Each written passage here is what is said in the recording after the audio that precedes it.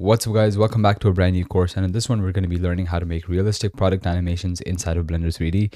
Now we're going to be making 3 realistic animations. So our first animation is going to be this Apple Watch animation right here.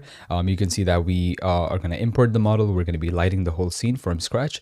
We're going to be creating all the camera animations and everything, and we're going to be rendering this animation out. You can see that looks pretty good. The lighting looks very similar to actual Apple commercials, so you're going to learn how to do that. And yeah, so you're going to learn a lot in this. So yeah, that would be our first render. After that, we're going to be moving on to our next render, which is going to be a PS5 controller animation. And this one is personally my favorite because we're not only going to be importing the models, we're going to be lighting the scene, animating, and all that good stuff. But we're also going to learn how to do speed ramping inside of Premiere Pro. Like, we're going to cover all the post-processing techniques and everything there is to know about the whole workflow from start to finish. And finally, our last animation is going to be these AirPods. Now, these AirPods look really nice. You can see that we're also going to be animating the AirPods, and we're going to be animating the lights and all that stuff. So this one is going to be a little harder. It's going to be a little more advanced. But if you really want to take your animation skills to the next level and you want to animate products, not just the camera, then this animation is going to be perfect for you. So yeah, that would be our third animation. Now, in this course, we're going to be covering the raw process of a 3D artist in making art. We're going to be solving all the problems and making all the creative decisions in real time together. So if you want to learn the actual process of making art, then this course is perfect for you. Apart from that, this course does require you to know like the very basics of Blender 3D. It is not meant for absolute beginners. You need to know like at least the basics of Blender 3D. But apart from that, if you know the Blender basics, this course is going to be super easy for you to follow and you're going to learn quite a bit. So yeah, I guess that's pretty much it. I really hope to see you guys in class, and I really hope you learn a lot. Alright guys, so our next animation is going to be this one right here. So it's an animation of AirPods. In the beginning, you can see, I'm just going to pause it right here. In the beginning, you can see that there's no light at the front. There's only backlight, like light behind the AirPods case.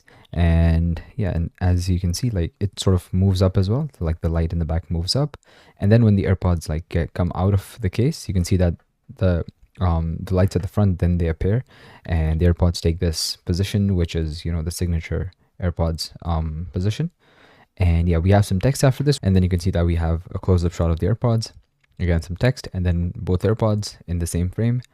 And yeah, we have just some other close-up shots, and then you can see that they move apart, and then we have the Apple logo and then the AirPods text. Now there is music in this one as well. Also, by the way, if you're wondering if I don't have music, why I don't have music in any of these, that's because I don't know, I'm not sure if the music is copyright free or not. So just to be on the safe side, you know, I just removed the music. I just muted the music. But if you want to see the actual animations with music, you can go to my Instagram at Nafe3D. You can just see the animations right there. And yeah, but without any further ado, I think we should just get started with the animation. So I have a brand new Blender file opened. Just delete everything and press Ctrl S to save the project. I'm going to call it AirPods course and just save it like that. Perfect. And again, for the AirPods model, I'm going to be using BlenderKit again. I'd found some models on Sketchfab, but they weren't textured by default. And I found some really good models. Found one really good model on BlenderKit, which was already textured. So I just, you know, preferred that. So you can just search for AirPods. And if you want to use the actual, like the original AirPods, the AirPods 1, you can use this model. But what we're going to be using is this one right here, AirPods Pro 3. And yeah, so just click that and it's just going to appear in your scene like that. And so I'm just going to close this right here and zoom in on the AirPods. Perfect. And they look pretty good. So we can just go to our material preview mode to see how they actually look. And if you just zoom in on them, you can see that it's actually very convenient for us because the AirPods are just one object. Like individual AirPods are like individual separate objects. And then there's the lid is a separate object, which is pretty good. So we can like animate the lid, and also the body, or like the case, the actual case itself, that's a separate object. So I'm just gonna undo all of that because I don't want to ruin the positions. And okay, so you also have this one thing. If you look at this, so you can see that there's the bottom object, there's the cube, which is basically just this part right here. There's the earbuds, and then there's the top. All right, so for the first scene, I'm just gonna go to the side view. So we're just gonna rotate it something like 107 degrees, maybe a little more than that. Just press R to rotate, by the way, and just rotate it like roughly so that's closed. Perfect. So yeah, it's going to begin like this, but for now I'm just going to undo it because we want to do like some basic lighting before we start with the animation. And in this one, it's obviously going to be a little different because Because we're also like changing the lighting alongside the animation, like while we're animating it, we are gonna have to do the animation and the lighting together. We can't like, because in the previous what do you call it, animations, I've sort of separated the lighting part and the animation part, and this one is going to be like, you know, both of them are going to be sort of interconnected, and it's going to be the same thing, right? So let's just go ahead and go to our rendered mode and split the viewport so that we can, you know, start working on the lighting. And then we can add a camera as well. Camera, go inside the camera, and the usual process, just lock camera to view, place it somewhere like that. 1 sec, just place it right there. Make sure it's in the center, like roughly in the center. It doesn't have to be exactly the center. Then you can also, my bad. Then you can also go to your camera settings, change your focal length to 100, and change your resolution Y to 1080 to basically just make it a square render, a square frame. And so I'm just going to be placing my camera right there. And this other viewport, obviously we're going to be using this to work on the lighting. And in this viewport, you can just turn on rendered mode. We can go to our render settings, change it to cycles, set the device to GPU compute, and then go to our environment and just set the color to black. Perfect. And for some reason, we can see some light already in this. Like, I'm not sure what that is or where that's coming from, but we're going to have to find the source, and we're going to have to obviously, you know, fix that because we can't have this.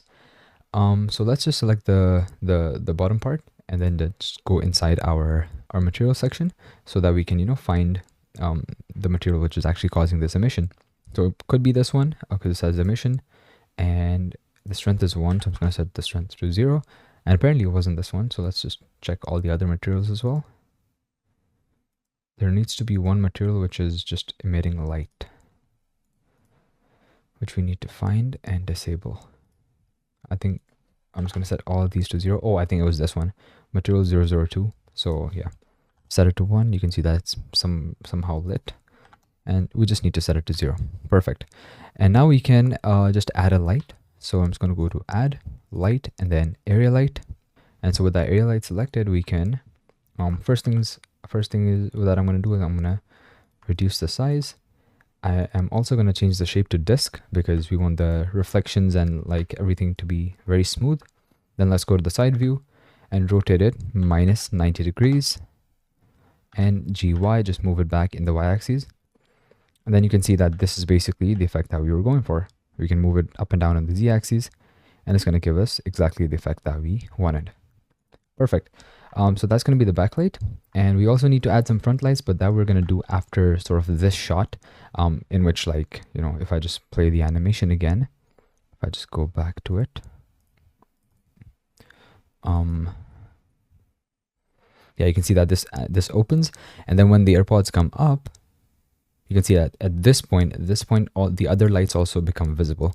So we're first going to make this animation without the actual lights, like the main lights, and then we're going to add those lights after we're done with this sort of shot. Okay, so let's just start animating. So first thing that I'm going to do is I'm just going to set my render region to this so that we can have a better look. And next, what I'm going to do, I'm going to select my camera, and let's actually start our animation maybe right there, or maybe right there. Okay, set a keyframe for location, rotation, and scale, and then move forward maybe like 100 frames, I think. I'm going to zoom in a little bit and then just change your, you know, just move it up as well, maybe a little bit, something like that, and then add another keyframe. So we're just like, you know, setting a basic camera animation so that it doesn't look static. And then what we can do is we can also select the lid, and we're gonna close the lid for now. So I'm just gonna go to the side view, close the lid, rotate it like 107 point something degrees, maybe a little bit more, something like that. And with this selected, just press I, add a keyframe for location, rotation, and scale, and then go to maybe like frame number 40-ish. We can change these things later on, but you know, for now I think it should be fine. And just set it to the original open position, and then just add a keyframe again. So now you can see that the lid will open, but I think it's too fast, so I'm just gonna move it ahead something like frame 670. I think 70 is a little too slow, so maybe let's move it on to like 60. Oh, sorry, 50. And that's fine.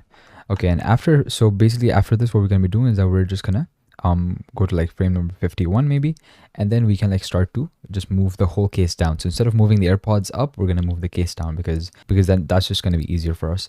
So what I'm gonna do, I'm gonna select the bottom part of the case, top part of the case, and this cube, and just add a keyframe right there. And then we can go ahead something like frame number 160 or something like that. And then we can press GZ and just move it down like that. And press I and add a keyframe. So let's see. Yeah, I think that's way too fast. So there's two things that we can do. First thing is that we can move this even ahead. Another thing that we can do is we can just select this keyframe and press GZ. Just bring it up a little bit. Just don't move it that down. And just press I again. Add a keyframe and maybe just move it ahead as well, something like 190. Let's see if the speed is fine. No, it's too slow, too fast. Maybe move it to like 230. I want to do 250. Let's see. It's going to open and it's going to go down. I think that should be good enough. Yeah. And so while this is happening, also if you want to make this animation a little smoother, what you can do is you can just take this frame, take this keyframe at 51 and just move it back to 50. And what this is going to do is that's just going to, the moment this animation stops, that's the exact same moment the other animations will start. So that's just going to make it a little smoother. Okay. And actually I want to increase the end frame, like the frame end, what do you call it? Basically I want to increase the duration of the timeline, and I want to move it further ahead, something like 300, because I want the speed to be pretty slow. Something like that should be good. And so while this is happening, we're also going to start animating the AirPods. So let's go ahead and do that. So around frame number, I think around frame number 60, I want to say, or maybe even 50, honestly, it should just start animating. Okay. So I'm going to press I, and this is going to be our starting position. And then we can move ahead something like frame number 120. And so this is going to be the time where it's going to take the final position. So what is the final position? What I used as a reference for the final position was basically if I just go to the internet and search for, oops, my bad, Apple AirPods, you can see that this is how they look in the actual, like, picture. AirPod is basically, the left one is rotated in the Z-axis like that, and in the X-axis like this. Let's go to the side view, make sure it's centered, like it's straight. Then go to the front view, make sure it is rotated correctly. Then go to the side view and just make sure it's rotated correctly. And I think that should be a good position. So I'm just gonna place it right there, and we can just press I, add a keyframe, and I'm gonna see that it's gonna slowly just start to animate. Perfect. And the camera also stops animating. The camera also stops moving before that, so we don't want that. So we're just going to fix the camera in just a bit, but for now we shouldn't worry about that. Well, let's go back to frame number 50 and let's animate the other AirPod now, which is going to be in this position. So just add a keyframe at the original position, move ahead to frame number 120, and then we can just place it there. So put it in Z-axis like that, put it in this axis, and even move it a little closer. And I think that should be good. Maybe a little closer, something like that. But then we're also going to have to center our camera. So we'll do that. And I think this position should be good. So just want to make sure that it's centered from all sides. Yeah, it's looking good. Yeah. And then we can just press I, add a keyframe. And then you can see that this sort of animates in and just takes that position. Perfect. But right now the animation is super, it's not smooth at all. And also it's a little too fast as well. So I'm going to have to slow it down. So instead of 120, let's just do let's do 180. And also 180 in this as well.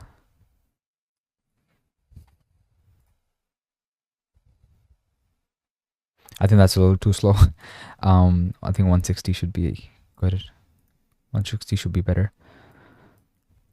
Yeah, because all this is just trial and error. You just have to find the perfect speed. And yeah, okay. So that seems to be good. Now let's work on the camera. So the camera, instead of this, at this frame, what's going to happen is that around 200 frame, we want the camera to move ahead like this, and just center on the AirPods, just zoomed in, something like that. I want to use the top view to move the camera a little ahead in the y-axis, something like that. And then you can also use the camera thirds to sort of guide you to make sure that it's in the center. The way you access them is by going to camera settings, go to viewport display, composition guides, and then just make sure center and thirds is turned on. And it's too dark right now, that's why we can't really see it. So that's a problem.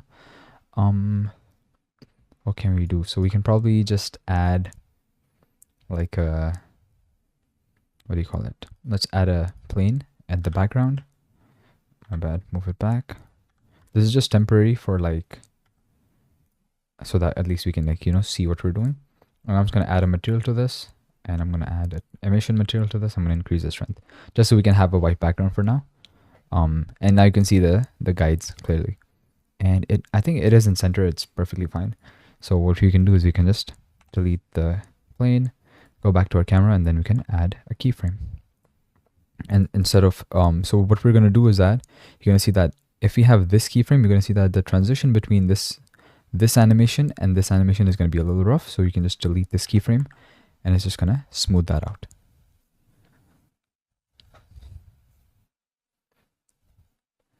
And so you can see that that looks pretty good. The only problem is that when the AirPods sort of come together, they come to a stop like pretty abruptly. I don't want that. So what I'm going to do, I'm going to select the last keyframe, right click it, and I'm going to set the interpolation mode to Bezier first. Right click it again, easing mode to in and out, ease in and out. And that's just going to make it a little smooth, and do the same thing with the other one as well. Right click, interpolation mode Bezier, and then easing mode to ease in and out. And I think it looks pretty good. Cool. So after 200, we're going to move on to our next scene. Because this one's done, but before that, we obviously need to work on the lighting on these, because we have the backlight, we just don't have the front light. And speaking of the backlight, in this we want the light to be animated. So let's go ahead and do that first. So just go to the first frame, and then select your light, GZ, just move it down, something like that. Just make sure that the effect you want at the bottom is good, and add a keyframe, and somewhere around this position, somewhere around frame number 60, I want the light to be completely like behind it, something like that. Add a keyframe, let's see how it looks. So you can see that. I think the light should come a little faster than that, maybe 45.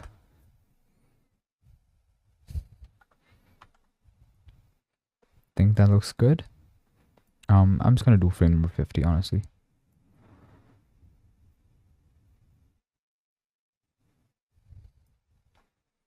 And then with this frame selected, we can probably move it up a little bit, like the final position is too low. I think something like that should be a good position.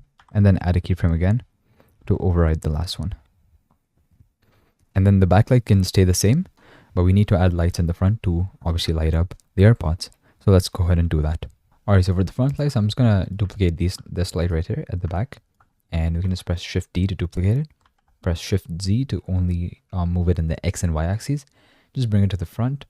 I'm gonna go to top view so I can like see better, and I'm not gonna place it right in the middle or right in the front. I'm just gonna add it like from the side a little bit, something like that, just so we can like, you know, get a better effect. I'm gonna bring it like that close, scale it down a little bit, and you can see that the intensity is absolutely insane. So I'm gonna set it to something like 1. Could be good. I'm gonna scale it up, yeah, because we want smooth lighting. And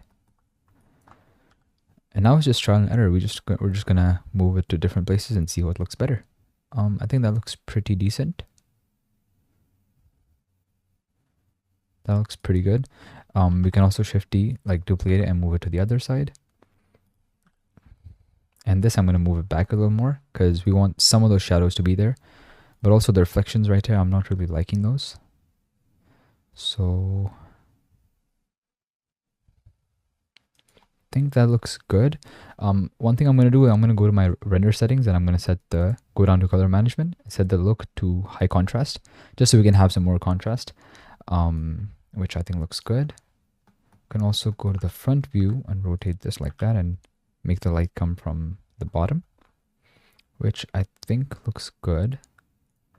Actually, never mind. I'm going to undo that. So now it really depends on what kind of look you're going for. You can either go for like a flat, more lit up look, or you can go for like a more, you know, a look with more like shadows and stuff. I'm going to go for that. I think this. And the moment I moved my timeline, you can see that all of the lights snapped back to the original position. And I forgot to basically remove the keyframes from the other ones. So I'm going to do that now. And yeah, that's just something you have to be careful about as well. So I'm just going to place this light right here where it was before.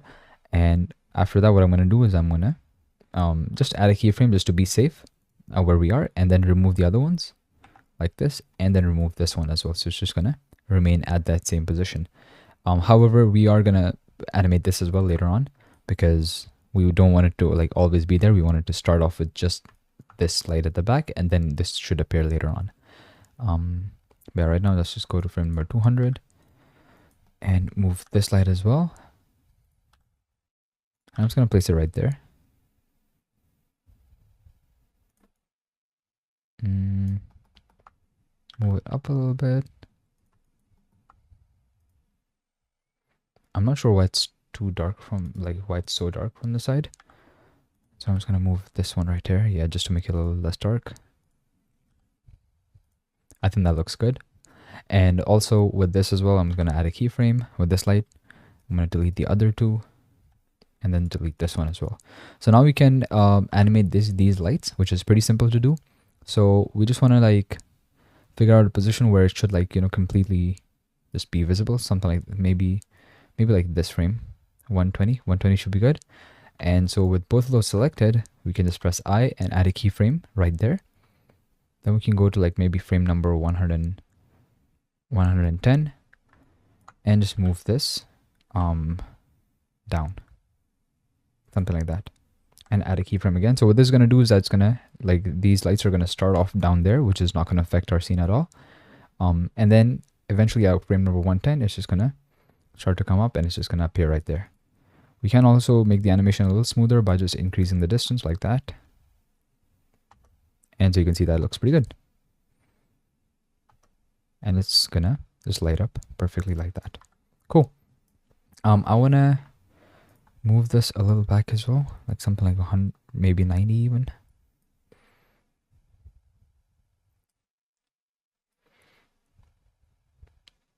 Yeah, just to make the transition a little smoother. I think that looks pretty good. And after this, just gonna take this position and it looks pretty good. All right, perfect. So after frame number 200, we can move on to the next shot because this shot I think looks pretty decent. All right, guys, so the first animation that we're going to be making is going to be this one right here. So I'm just going to play it. So you can see that it's an Apple Watch Ultra with, and it's just like the camera's orbiting around it and we're just showing like a few different parts, and then eventually we are going to reveal the whole thing like that.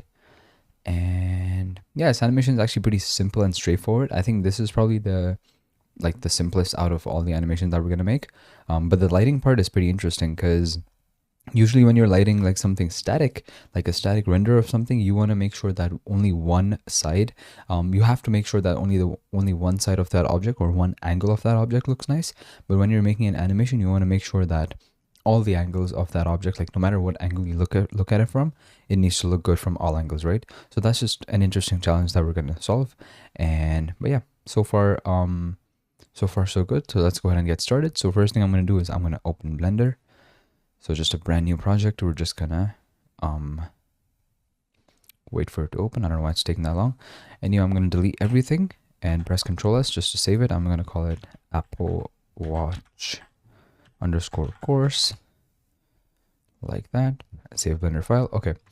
All right. So where exactly do we get the model? It's pretty simple. So there's this website called Sketchfab. I'm pretty sure you know about it, but if you go to the internet and you search for sketchfab.com, I'm just going to go to the homepage. And here you can find a lot of different 3D models. Some are paid, some are free. But if you could just go ahead and search for like Apple Watch Ultra, or by the way, any other model that you want, like you can go for a regular Apple Watch, or you can go for any of the maybe Samsung Galaxy watches or whatever. I don't want you guys to sort of limit your sort of creativity just based on this tutorial. My job here is just to like show you guys how to do stuff. Exactly what to make is completely up to you. There's no restrictions on that.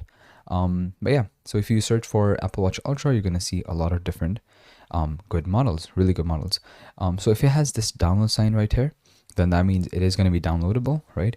If it has this dollar sign right here, that means it's going to be paid. And if it doesn't have anything, for example, like this, then it's not going to be downloadable at all. So what I usually like to do is I like to just click downloadable. And then if you just want to see free models, you can click licenses and make sure that standard and editorial are unchecked. So now it's only going to show you the free models. So for this tutorial, what I did was actually, it was pretty interesting. So first I downloaded this model for that animation. So it was this model because it was, it was staff picked and all that stuff. So it was supposed to be good. But then I noticed some problems with this model. For example, like if you go here, you're gonna see that the texture is sort of like cutting, and you can see that there's a sharp line right here. Like even here as well. Now this, it might not be that visible right now, but when you're making like close-up animations, it was like super visible, right? And it wasn't looking that good.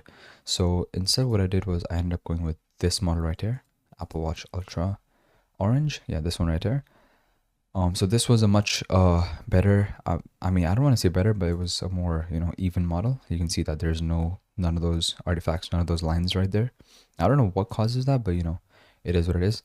But at the same time, I wanted the band of this model. So instead of like the orange one, so what I did was I got the band from here. I got the watch face, or like the watch, main watch unit from this. So it was pretty simple. I'm just going to show you guys how to do that. So I'm just going to download both of these. So download this. And usually if there's no FBX format, what I usually like to do is I just like to do GITF, because GITF is usually pretty nice. So just download GITF. And don't do USDZ. I don't think Blender can open USDZ by default. But yeah, GITF works perfectly fine. And with this, again, GITF should be good enough. So once they're downloaded, what I'm going to do is I'm going to open them. So I'm just going to open the Apple Watch Ultra first. Select everything and copy it. Then I'm going to go to desktop. I'm going to make a new folder. Oops, my bad. Just do a new folder. I'm going to call this Apple Watch _course. And then create a new folder in here. I'm going to call this band. Oops, not HBand. Just band. Oops, my bad.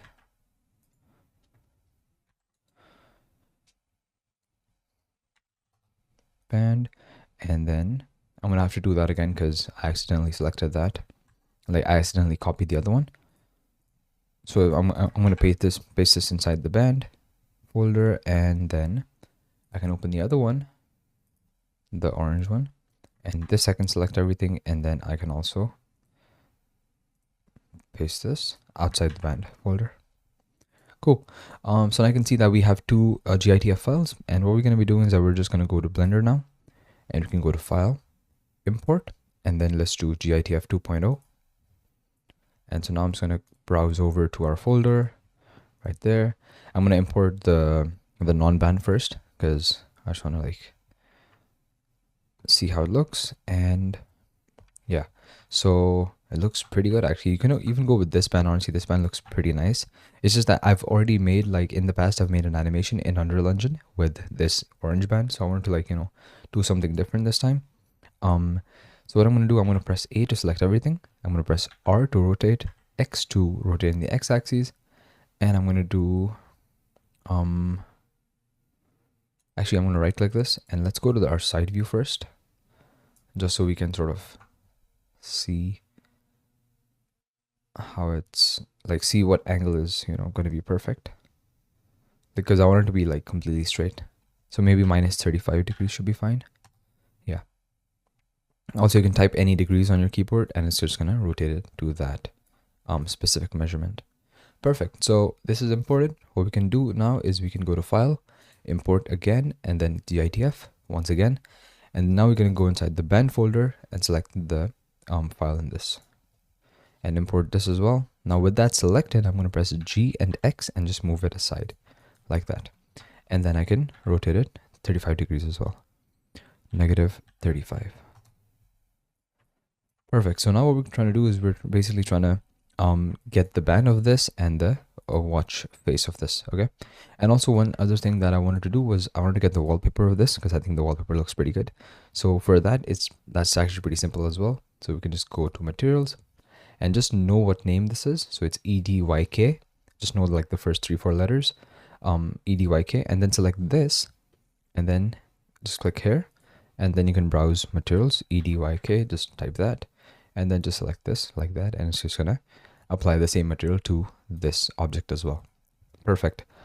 So now what we can do is we can just get rid of this band, select it, delete it, select it, delete it, and delete everything except for the band, except for the watch, and even this, delete that. Go to your object mode, like your viewport mode, and then you can turn on X-ray mode, and with that on you can just select the whole watch like that and delete it. Cool. And then this part as well, delete that, and it should be so everything that remains should be the band, right? So yeah, now what we're going to be doing that we're just going to right click and select hierarchy of the band object, go to top view. So then we can just press GX and then move it in the center. Alternatively, another thing that you can do is you can just go to item, and the location you can just set the X to 0, and it's just gonna snap back to the center. Perfect. So that looks pretty good. Let's go into our what do you call it, material preview mode, so that we can see that it looks actually pretty decent. All right, so our watch model is ready to go. Now we're just gonna move on to the next step, which is gonna be lighting this model, and then we can move on to the animation and all that stuff. So now the lighting setup is going to be a little interesting because we're not going to use the normal like 3-point lighting setup which we usually use. It's going to be a different variation of that, so I'm just going to walk you through it. So what I'm going to do is I'm going to first, it's generally a good idea to create a camera before you start lighting. So I'm just going to go to add camera and then go inside the camera. Then we can go to view, lock camera to view, so that we can control the camera. And also, if you want to change the orbit point of your camera or your viewport, you can press and hold Alt on your keyboard and press the middle mouse button wherever you want to set the center of orbit to, and that's just going to change it.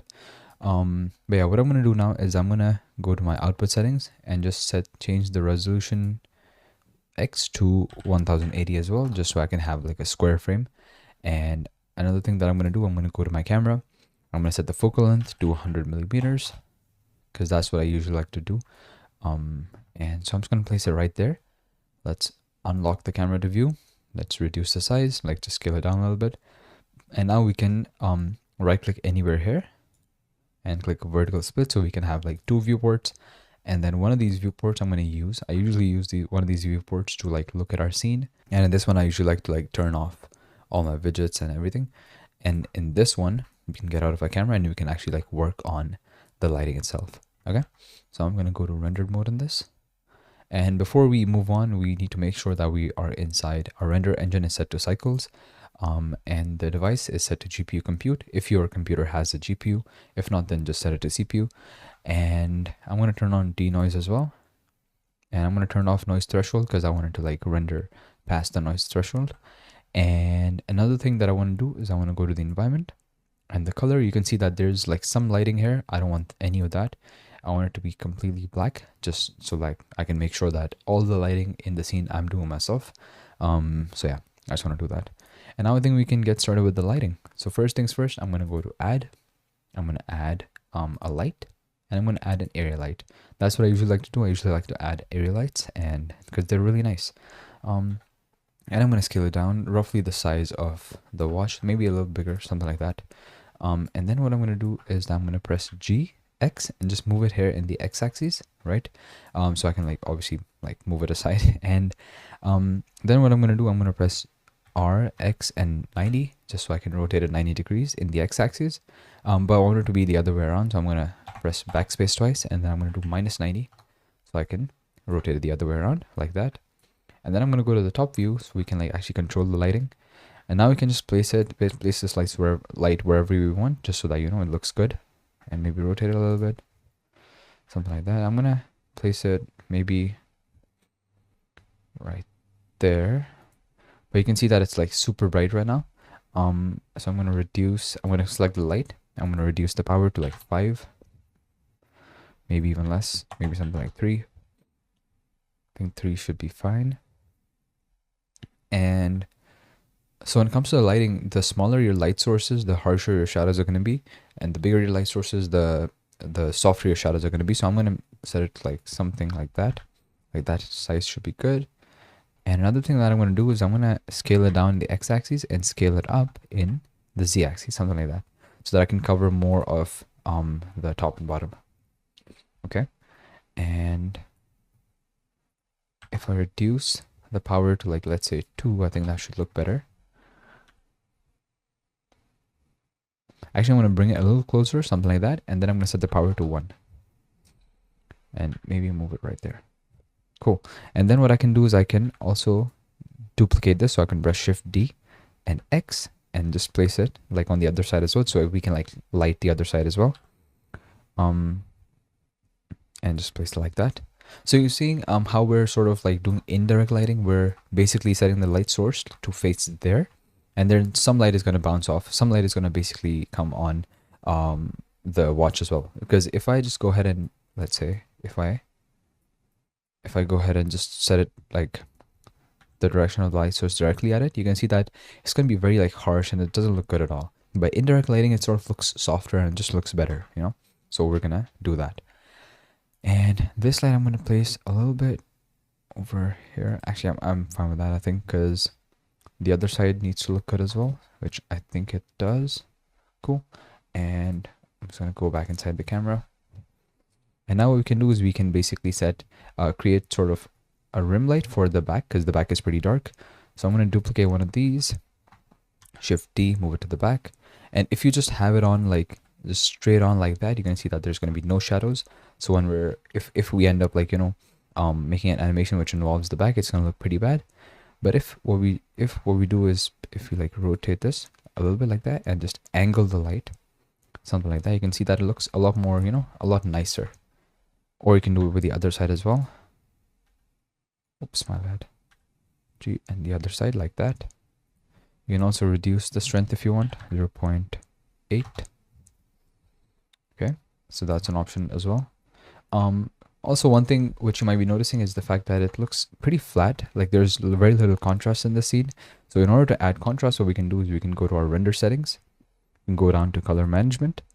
And then we can just make sure that your view transform is set to AGX. You can also set it to filmic, but AGX is just more contrasty and more like realistic in my opinion. But again, it just depends on your personal preference. If you think filmic looks better, you can go for that as well. And the look, I usually like to set it to like high contrast either or very high contrast. Now in this scene, very high contrast I think is going to be a little too much. So I'm just going to go with high contrast. But usually I like to do this before I even start lighting, so I can like sort of adjust my lighting based on that, you know. And in some scenes you can even set it to medium high contrast if you want, but I think high contrast for us should be good. And also if you want to see if anything is overexposed or not, or underexposed in Blender, what you can do is you can change the view transform to false color. And in here you can see that everything which is sort of orange or red is overexposed. Like this part is definitely overexposed. Anything which is blue or green is sort of underexposed, so this whole part is underexposed. And anything which is gray, for example, like these parts right here, these are perfectly exposed. So you want to make sure that there is some gray in your scene. Now, like for example, like the exposure in this scene, like for at least these areas is like perfect. So you want to make sure that most like you want to try to get as much of your scene to be perfectly exposed as you can, right? Okay, so I'm gonna place this light a little to the back like that. And also with this, you can see that we're creating that rim light as well, like at the back, because if I turn it off, you're gonna see that the back was pretty dark, but now you can see that there's a rim light, which looks pretty good. And I think I can also probably just duplicate this light one more time and just place it here as well, just so we can like highlight that part of the back as well.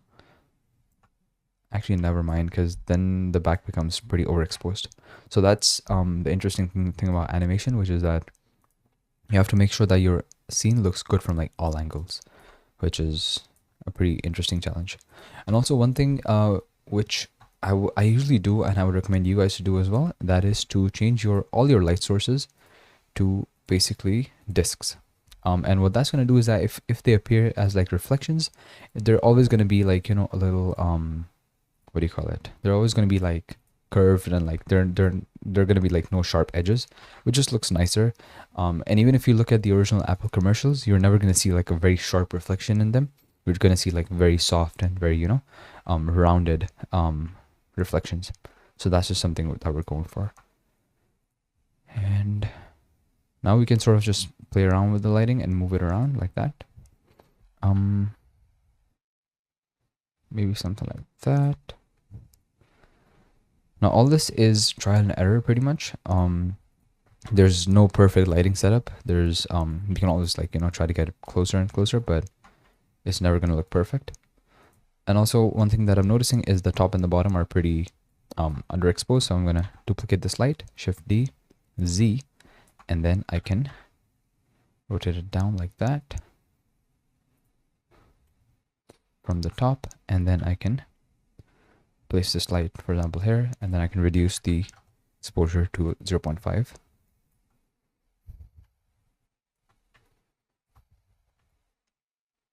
I think so far we're looking pretty decent. Also in this animation, we're going to have a white background. So it is a good idea to like sort of visualize your scene with the background, with the actual background as well. So how do we add a white background? It's actually pretty simple. You go to the internet first, and then you just search for like white. And I'm just going to get like an image which is like completely white. For example, yeah, this. That should be good. We can just right click this, save image as, and I'm just gonna save it on desktop like that. Perfect. And then we can select our camera. We can go to, we can just go to our camera settings, go to background images, and then add image. And then we can just open the image that we just downloaded. So that's just gonna add it on the back of our scene. But not right now, you can see that it's not visible. That's because we have, that's because we're not inside our camera, but you want to make sure that this is on as well, like the show overlays, this is on as well. And also the opacity by default is going to be 0.5. Just make sure it's set at 1. So right now you're going to see that the moment I change the background, you can see that our image just looks a lot darker, and it just sort of like highlighted a need for, you know, like more light in our scene. So we're just going to add that. What I'm going to do is I'm going to lock camera to view again, so I can move around with my camera and see like different angles of the watch. These angles look pretty good. This inner part is pretty dark. So what I'm going to do, I'm going to add like a fill light to sort of just make the scene look better. So I'm going to duplicate one of these lights, and I'm going to press Shift Z to move it in the X and Y axes. Just place it right here, scale it up, and then just apply it in the general direction of our scene. Maybe even scale it up a little more, and then you can just sort of adjust the power based on your needs. But I think in our case, it looks pretty good already.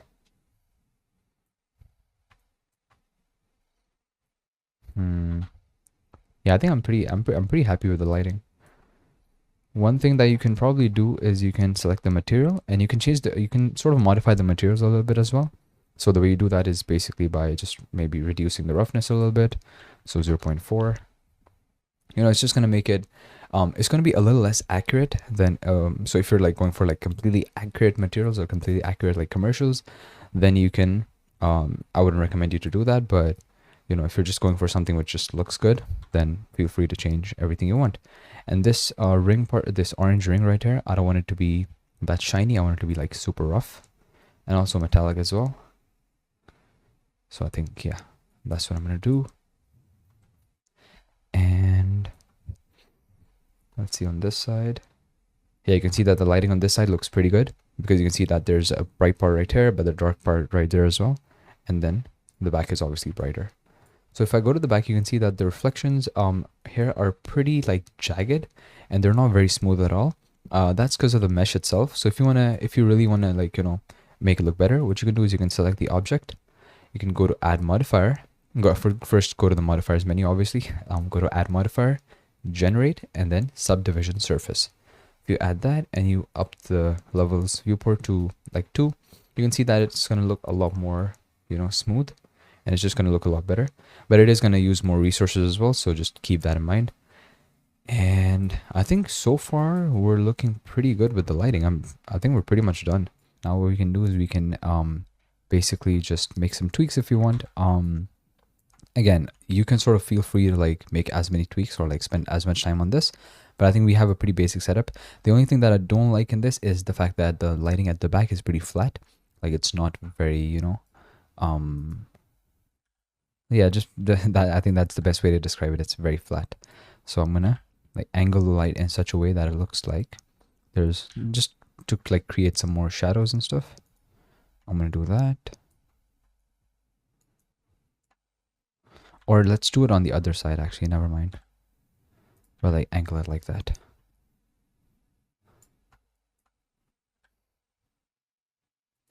I think that's gonna be better. Cool, that looks pretty good. I think this part, it could be a little brighter, like this whole part could be a little brighter. So in order to do that, what we can do is we can just bring this light closer a little bit. Just a tad bit like that. And yeah, I think this is looking pretty good. I think we're pretty decent. Another thing that you can do is you can go to your render settings, go down to exposure. If you want it to be a little brighter, you can just set the exposure to like 1.0.1, 0. I think 0.2 should be nice. Yeah, so you can do that. Actually, I'm just gonna set it to 0.1 because I think I just want it to be subtle. And yeah, I think we're looking pretty good. You can change the gamma as well. Like if you reduce it, it's gonna sort of increase the contrast in a way. But I usually like to not do that. I like to do all the post-processing like after I'm done rendering. So yeah, I'm just gonna do that later. And I guess we should just start with the animation now. Alright, so if I play the animation, you can see that the next shot is a close-up of one of the AirPods, the right one. But yeah, so let's go ahead and make this shot. And so for this, it's pretty easy. We just go to frame number 201 because the previous animation ends at 200. And then we can use this viewport, if I just make it bigger, to sort of just go closer to this. And you can see that if I get close to it, it's going to start clipping. So I'm going to go ahead and reduce the clip start distance to something like 0.0001. And that's going to get rid of that problem. And I think this should be our starting point.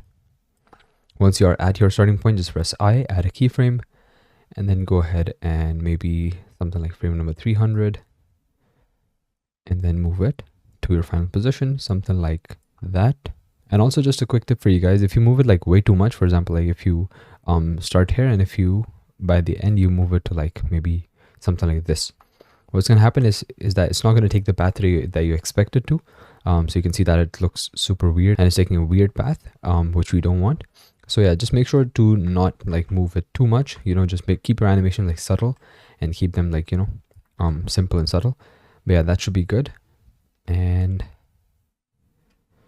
let's play it and see how it looks. I think that is a little too slow, honestly. So I'm going to go to 300, maybe move it a little more, something like that. Press I again, override the keyframe. Yeah, I think that looks good. Yep, that looks pretty decent. And after that, go to frame number 301 and let's see what the next shot will be. Okay, the next shot is okay, the AirPods are moving. Actually, before the shot, I want to make the next one, this one first, because in this the AirPods are not moving. So this is an easier shot to make. So I want to get this done first before, you know, moving to the more complicated shot. So yeah, I just want to get this done first. So for this, we can go to the back side of the AirPod.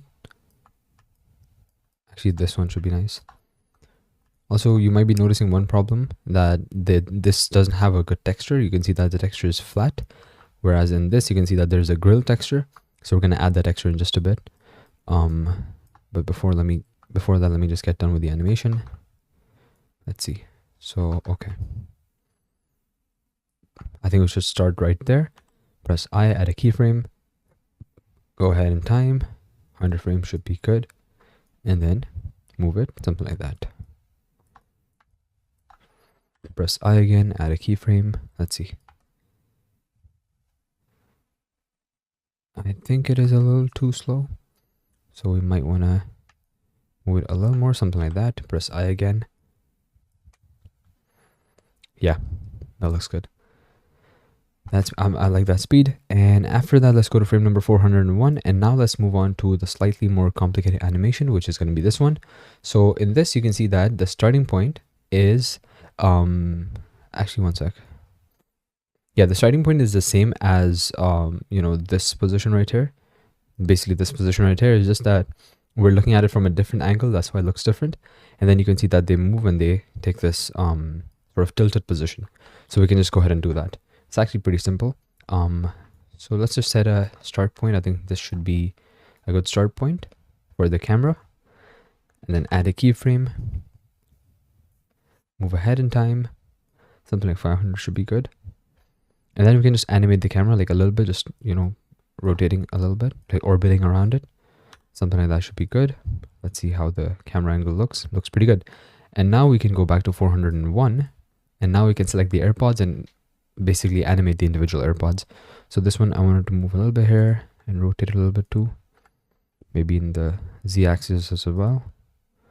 So actually, my bad. What you're supposed to do is you're supposed to go here. I'll go to frame number 401, add a keyframe for this exact position because this is where you want it to start, right? And then move to the end to frame number 500 and then move it. So yeah, my bad. I just made a mistake. And yeah, mistakes are just a part of, you know, the whole creative process. So don't like worry if you end up making mistakes or like, you know, you do some things differently. It's perfectly fine. Yeah, you can see that it looks pretty good. It's moving and looks pretty decent. Again, same thing with this one as well. So go to frame number 401. I add a keyframe. And you can see that this yellow bar, this orange bar, what it represents is basically that nothing is changing from like this frame, this keyframe to this keyframe. So if you see this, that means your position is static basically. Go to frame number 500, rotate this a little bit, something like that, and a little bit like that as well. Add a keyframe, let's see how it looks. Yeah, I think that looks pretty decent. Maybe rotate this a little more. This one. Let's go to 500 again. Put it in the Z-axis, something like that. Because I want to, like, you know, have more variation. Yeah, that looks pretty good. I'm a fan of that. And let's go back to this. Actually, I want to change the position of this a little bit. I want to make it move a little down, like a little lower. Select this, move it down a little bit, something like that. Maybe rotate it back a little bit, something like that. Then press I, add a keyframe. Yeah, I think that looks better. It looks more similar to what we had originally. All right, so after this, what we're gonna do is that we're basically just gonna start off in the same exact position, like the actual original position, which was basically just one sec, just this position right here. And from here, you can see that they're gonna slowly move away, and then the Apple logo is gonna appear. So let's go ahead and make that animation. It's actually pretty simple as well. But we are gonna have to extend our timeline because you can see that it ends at 500, which is not enough. So I'm gonna set it to something like 700, just to give us, you know, enough room, so we can animate. Okay, and you can see that we're in this like different position, but we want to go back to this position, right? This position. So it's actually pretty simple. The way you do that, it's basically just select this keyframe. Make sure you select one of the AirPods first. Select this keyframe, press Ctrl C, copy it, and then just go to frame number 501 and paste it back. So what it's gonna do is that it's gonna animate it up to frame number 500, and then right after that, frame number 501 is just gonna snap back to the original position, because this keyframe holds information for this specific pose, and it's just gonna like snap back to that, if that makes sense. Do the same exact thing with the other one as well. So just select this keyframe, Ctrl C, copy it, go to frame number 501 and paste it. And you can see that both of them just snap right back. Perfect. And staying at frame number 501, we can change our camera position as well. So I wanted to start like maybe there. Make sure it's in the center. Seems to be. Yeah, that should be good. Add a keyframe, and then what we can do is we can just go ahead, maybe frame number 600, just 100 frames ahead, and we can rotate it a little bit, just so you can we can have a little bit of variation. I'm gonna go to my top view and just move it ahead as well, just a tad bit, just so we can add some more, variation. Then we can add a keyframe, Yeah, so there's our camera movement is done. Now we can go back to this and then we can animate the AirPods moving apart. So you can see that we already have a keyframe right here. So all we need to do is go to frame number 600 and then animate them just outside your scene and rotate it as well, because we want them to, like, you know, rotate while they're moving, which is gonna look pretty good. Yep. I think it's a little too fast, so we might wanna just extend this to something like 650. Yeah, that's good enough. Yep, I like that. And just stay at frame 650, and then move this one as well. This one I'm going to rotate in this angle, a little bit in the Z as well, and press I, add a keyframe, and there you go. Let's start at frame number 501. Let's see how it looks. Alright, so you can see that both of them just go away, and this one is a little too slow, I think, so I'm gonna bring in the keyframe a little closer, something like maybe 630 or something like that, just so both of them can, you know, just exit at the same time, roughly the same time. Maybe 620 might be good, or 610. Then that's better. Yeah, I think that looks pretty good. Let's go back to our viewport mode, like your basically viewport shading mode, just to see how it looks. Yeah, and I think it looks pretty good. Okay, cool. So that's done, and yeah, that's just text. So I think we are pretty much done with the animation. Let's see what we have left. Let's play it from the start, and let's see how this whole thing looks.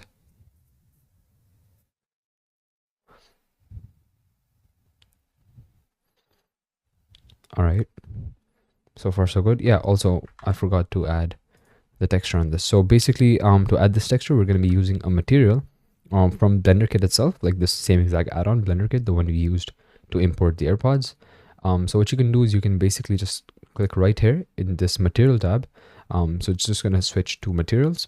And yeah, you have a lot of different options here. You can look for scenes, you can look for HDRs. Right here, I'm just going to search for grill, and you're going to see a lot of different options. So I don't remember which one I used. I think it was probably this one, mesh grill, or maybe this one, speaker grill. But I think it was this one probably. But yeah, just make sure to select your AirPod, go to material tab, and make sure you select your the material, which is basically your and this speaker part right here. So the way you make sure if this is the material that you want is by changing the color, and if it changes the color of this object, then it means it is this material, which it's not apparently, because it wasn't changing the color. So we can try this one. Maybe this might be. Yeah, you can see that this changes. So it's material 03. So just make sure you select that material, and then you open grill, like you basically search your search whatever you want, and then just click this right here, and it's automatically going to apply it like that. And you can see that it looks good, but you can see that the UVs are kind of a little off. So in order to fix that, it's actually pretty simple. You can just select the AirPod, press tab, and for some reason this is selected by default, but if it's not, what you can do is you can just go to face select mode. You can, let me go back to my viewport shading mode so we can see better, and just select any of the faces like this, and then press Control and then plus on your number pad.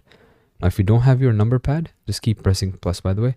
If you don't have a number pad, what you can do is you can go to Edit, Preferences, and then in Input you can just do Emulate Numpad. Now I personally don't have a number pad either, so I'm just gonna press plus on my keyboard like the other one.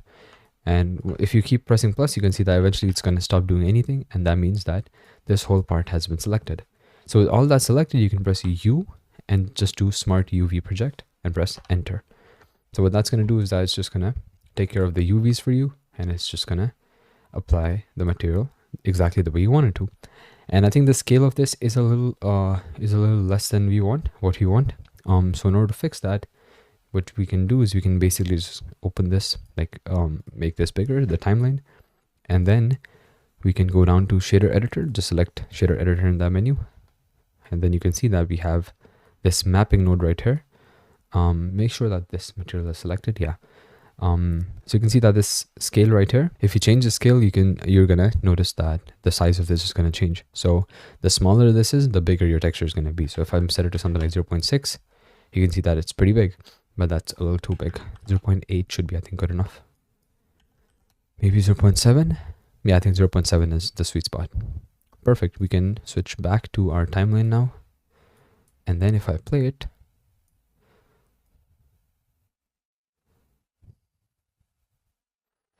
yeah, you can see that it looks pretty decent. Perfect. And this as well, this looks pretty good. The only thing that I might want to do is I want to reduce the roughness of this a little bit, something like that. Apart from that, I think we're looking pretty good. And the lighting and everything is very nice. So there's one thing that I don't really like about this animation, which is that this AirPod is moving at a faster speed than this one. So we can just go ahead and fix that. And the way we can probably do it is basically just by maybe extending this something like 800 and just moving this keyframe ahead. So if we move it to like maybe 740, that should probably slow it down. Yeah, I think that's much similar, but I wanted to reduce even further. So I think maybe something like that should be good. And yeah, now we can see that both of them are moving at a similar pace. And also I want this to rotate as well, a little bit in the z-axis, something like that. And let's see. Also, just because these are animating for like that long doesn't mean that you have to okay, so it sort of stays there. So what I want to do is I want to just move it there and maybe move it ahead a little bit.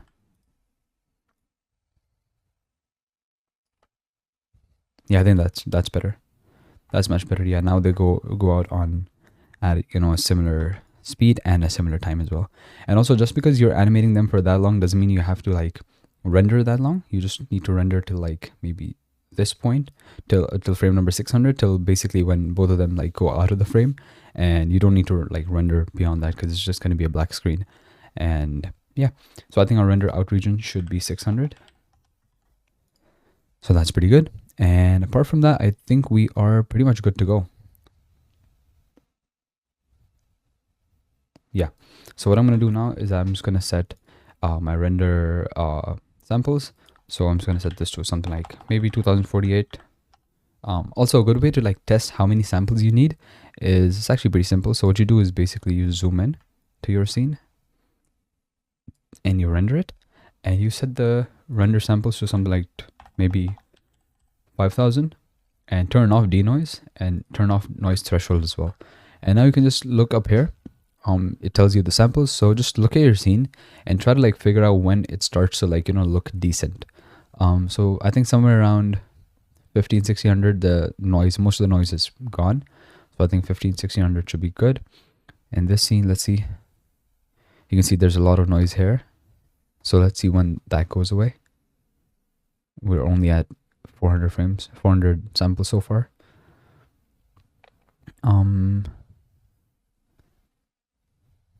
Because we obviously are going to denoise, but we need to make sure that there is a minimal amount of noise before we denoise, because otherwise that's going to cause artifacting and stuff like that. Yeah, so I think around 1500 mark should be good for this as well. For this scene, let's see, there's a lot of noise.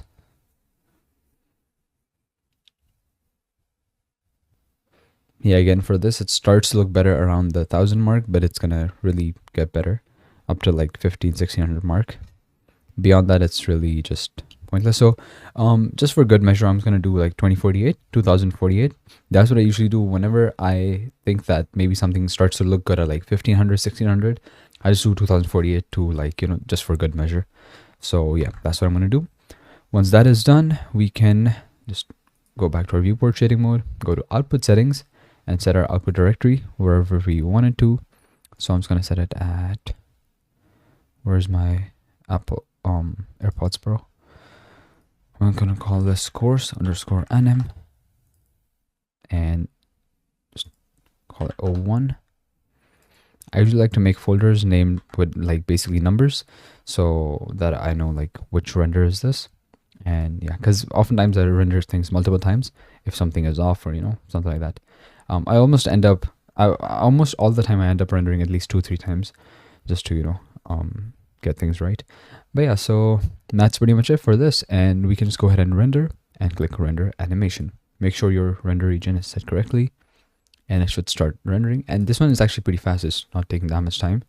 And when it's done, I'll see you so we can work on the post-processing. So the animation part is surprisingly like pretty easy compared to the lighting and like the other stuff that we've done. So I'm just gonna right click right here, and we can click join areas and like just click this one to dissolve that, because we just need like one viewport for the animation. And so I'm just gonna go to view, unlock this, and just reduce the size of it like this a little bit. Okay, and let's actually open the animation again, like the animation that we saw at the beginning, so that we can recreate it. I'm just gonna mute the audio. Okay, so it starts off with this dial, so we can just go ahead and do that. And so I'm just gonna lock it in like that. And okay, so one thing that you're noticing is that if I get too close to the object, you're gonna see that it starts to clip. And to fix that, it's actually pretty simple. Just go to your camera, go to your camera settings, clip start. Instead of 0.1 millimeters, just set it to 0.001 or 0.0001.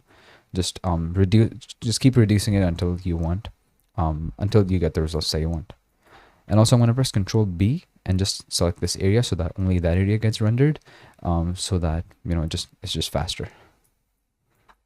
Okay, so one thing that you might be noticing in this animation is that the watch is sort of like horizontal, like the watch is facing upwards. I'm not going to do that again because I think the watch being like a watch facing like the y-axis, it just looks better, I think. So I'm just going to do that. So just set this as your focal point. So we want the animation to like go something like this maybe. Okay, so let's go to the starting point. So I think that should be the starting point. And then what we can do is we can go to frame number 1 in our timeline down there, and we can press, with our camera selected, make sure that your camera is selected, that's very important.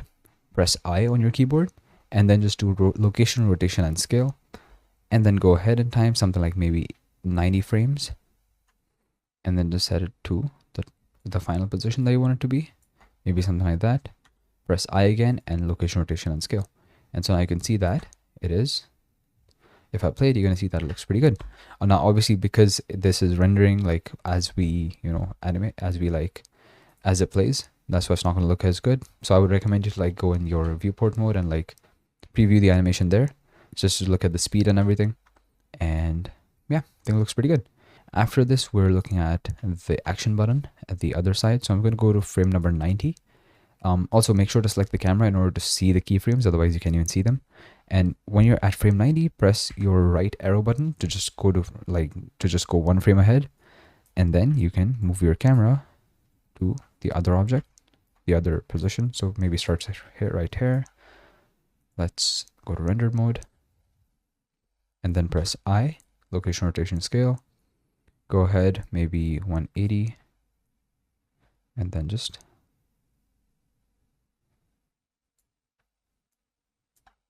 place right there, and add a keyframe. And yeah, I think it looks pretty good.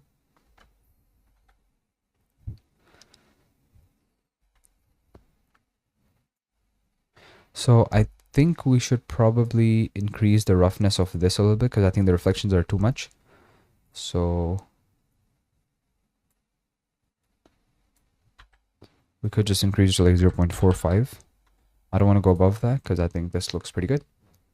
And also one thing that you might be noticing is the fact that you can sort of see the geometry in this. It's not very smooth.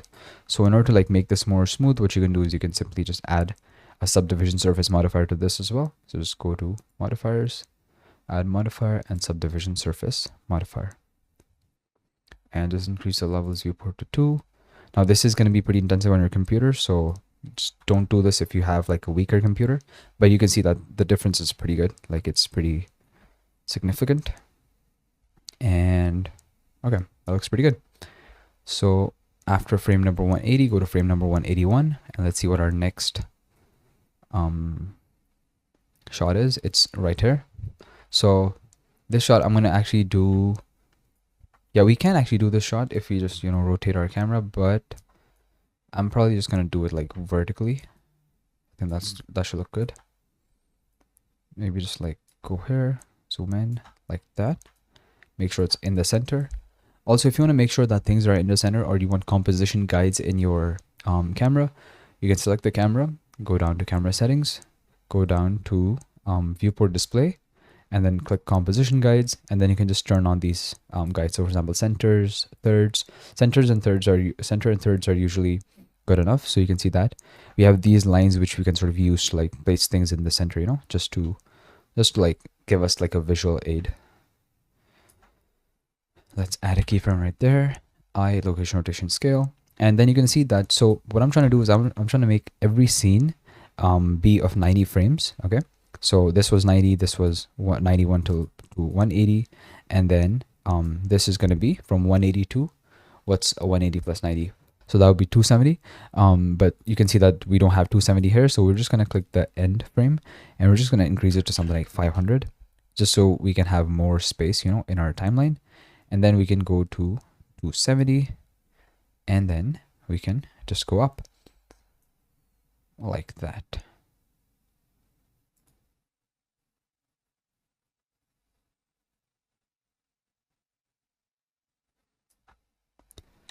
Press I, add a keyframe, and pretty good. So I usually like to make the animations longer than I would ideally need them, just in case, just so we can, like, you know, have some margin of like maybe doing some speed ramping if you want to do speed ramping, or if you want to like maybe speed up the clips or whatever. So, you know, you have like margin in that. But again, it obviously is going to take more time to render. So if you know, don't want it to take that much time to render, then that would not be a good option for you. But yeah, anyway, so it would be 360 if my math is not wrong. But yeah, so let's go to 271, and then let's set the camera on our next angle. So it's going to be this one right here. I'm going to show you a trick, an animation trick that we usually use. And if you let's say want to have rest of the, like all these shots in vertical and then just one shot in horizontal, that's actually pretty simple to do. What you can do is you can go to frame number 270. You can select your watch and shift select your band as well, and then press I to add a keyframe for that object, and then go one frame ahead. And then what you can do is you can press RX to rotate it like that. So we're rotating it minus 90 degrees, and then press I again, right? And so this is basically what this is going to do, is that it's going to make sure that if I just get out of my camera to show you better, you can see that till frame number, also keep saving your project by the way, because Blender might crash because, you know, it's pretty heavy. You can see that up till frame number 270 it is vertical like that, but at frame number 271 it just becomes horizontal. And so then in this area we can like do our like whole animation of like, you know, of the watch like being horizontal. And then after that, once the animation is done, we can just snap back to the vertical position. So for that, what I'm going to do is I'm actually going to copy this keyframe, just like the second keyframe, Control C, copy it, paste it at 360. And so it's just going to stay the same like this. And then select the first keyframe, copy that, and go to frame number 361 and paste it right there. So what this is basically going to do is that it's going to rotate it till frame number 360, and then after frame number 360 it's just going to bring it back like that. And then we can go back to our camera, go back inside our camera, and then we can just continue our animation like we normally would. But it was just a quick little tip for you guys, a quick little thing that you guys can use. But the only problem with this is that the lighting might not be perfect in this, because obviously, you know, the position of your watch has been modified. So yeah, that's just something you need to keep in mind. Ideally, what you want to do is you want to parent all the lights to your object, so that when you move your object, your lights go with it. But I'm just not going to do that. That's just like, the difference is not going to be as much. So yeah, I don't think it's worth it. The only thing I think which is looking bad, is this is too vibrant. It's like too bright for some reason. So I'm just going to reduce the saturation of this a little bit. Not that much. I think that should be good. So this is where we're starting. select your camera, add a keyframe, press I, location rotation scale, go to frame number 360, move up like that, and I and keyframe again. So yeah, that looks pretty good. Perfect. Also, if your animations are like, one thing which I forgot to mention before was, if your animation sort of like speeds up in the beginning and slows down at the end, that means it's not set to linear interpolation. So what you can do for that is you can select all your keyframes, just click down here in the timeline, press A to select everything, right click any of those keyframes, and then just set the interpolation mode to linear. That's just going to make sure that your animation speed stays constant or like linear the whole time. But the reason why I didn't have that problem was I have sort of changed the setting, sets all my animations to linear by default. So the way you can do that is by going to Edit, Preferences, then you can go to Animation, and Default Interpolation. Just make sure this is set to linear. I think by default it's probably Bezier, so just set it to linear if you want it to affect all your future animations. So yeah, after this, it's just gonna snap back to the original position. So let's go to our frame 361, sorry, and let's see what else we can animate. Okay, so this is just the final shot. So we're just gonna maybe start right here. Press I. Go ahead. So after 360 would be 450. If we're increasing, what do you call it, 90 frames. And so at that, we can just set this to just be from the straight view, something like that. Make sure it's in the middle, and press I and keyframe. Perfect. I think this last shot can be a little longer, maybe something like that, 480, because I think it was going pretty fast. Let's just go to my viewport mode so we can play smoothly. And also, one thing I want to do after this, I want to increase this to 600. And so once we reach this point, I don't want it to just like, stay there. What I wanted to do is I wanted to sort of the camera to like move back a little bit. So I'm just gonna like move back a little bit like that, add a keyframe. And so we can select this keyframe, right click it, and the interpolation mode, this time we're gonna purposely set it to Bezier because we want this to be smooth, right? So you can see that it's a little smooth, it's not that smooth. So what we can do is we can go to easing mode, and we can change the easing mode to ease in and out. That's just gonna make it like a little more smooth. Right, so let me just go to my material preview mode, and let's just play the animation once, just so we can like, make sure that the timing and everything is good.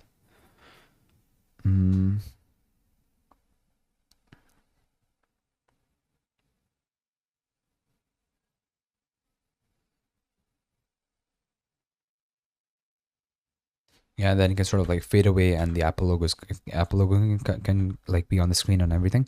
I think we're looking pretty good. I think the animation went pretty well, and now we can probably just go ahead and render this out. So for that, I'm gonna go back to the render mode, just see how it looks. I think the contrast is a little less. We could probably use some more contrast. So we could ideally go to a very high contrast as well. And I think it still is a little less. So what I'm gonna do, I'm gonna add more contrast in actually, let me just set it to high contrast for now, and we can add more contrast in the post-processing of this shot, of this animation. So I think we're pretty good. So the last frame should be 560. Make sure to like set this correctly before you render, because it's going to render those frames only. And then what you can do is you can go to output settings, and your output directory, you can just set this to whatever you want, or wherever you want the animation to be rendered. I'm just going to go inside here and create a new folder called anim, and just accept it. And so the final thing that we need to do before starting to render is just going to render settings and change the samples to wherever you want. I'm going to set it to something like 1024. 1024 samples are usually good enough for these types of renders, and they like save you a lot of time as well. If you set them to something like 4000, it's just gonna like ruin your render time. Just gonna take like twice, thrice, even 4 times more time. So yeah, just once we're done with that, we can just go ahead and click render animation, and we are good to go. All right, so I'll see when this animation has completed rendering, and then we can move on to the next step, which is post-processing. All right, so the rendering has been completed, and now we can move on to the post-processing. And so for that, I just have this project created. So I'm just going to open this project, and you can see that. So one of these animations, which you're going to see in the future, like of a future video, I recorded that before. So that's already in this. But what do you call it? If I just go ahead and open the animation that we just rendered, so I'm just going to do that. So you can just go to your project section right here, double click anywhere right here, and then you can just go to wherever you had that animation saved, right? So for this one, it was the Apple Watch animation. So I'm just going to go to Apple Watch, and I ended up not rendering the actual animation that we made. I'm just going to be using the frames from the previous animation that I showed you before. But the process should be the same. It was just taking a long time, so I ended up like not rendering it. But yeah, so this is the animation. So what you can do to import this is pretty simple. You can just click the first frame right here. Ignore all this. These are the videos. Just ignore them. Just click the first frame, and then what you can do, you can see that all of your frames are right here, and make sure you check image sequence. So if you check that and press open, you're going to see that it's going to come in as a video. And what you can do with that video is right click it and just click new sequence from clip. So that's just going to give you a new sequence with that animation. Perfect. But right now, one problem that you can see is that the background is black. That's because we rendered it with transparency. So what's going to happen is that we're going to have to add a background ourselves. So I just moved it up. And the way you add a background is pretty simple as well. You just right click in your project section, click new item, and then you can just do color matte and set the height and width, set the color. We want the color to be white. Click OK, and just name it whatever you want. And then we can just go ahead and drag the color matte below the animation and extend it to fit the whole duration. And now you can see that our background has been added, and yeah, our animation looks pretty good actually. Perfect. So then what you can do after this is you can just select your animation on the timeline, and you can go to Lumetri color. If you don't have Lumetri color, by the way, what you can do is you can just go to window and then make sure that Lumetri color is checked. And once you are in this, you can just do some basic correction and all that stuff. And so you can change the temperature and everything, but I'm not going to do that. I am going to change the contrast a little bit. I'm going to increase the contrast quite a bit. And I think something like 40 should be good. Let me just change to 40. Perfect. And also the highlights, I'm going to increase the highlights just to make it pop a little bit. Yeah, I think that looks much better. And maybe the shadows, reduce the shadows as well a little bit. It's a tad bit, not a lot though. Yeah, I think we're looking much better. So this was the before. You can see that it's pretty flat. It's like popping more, you know, it's much better. And you can go to creative. You can increase the vibrance if you want. Just a tad bit, not a lot. And I'm actually going to reduce the saturation a little bit because I think it's too saturated. So just reduce the saturation. I'm going to reduce the saturation a little bit and then increase the vibrance a little bit. So actually, no, that's way too unsaturated. Never mind.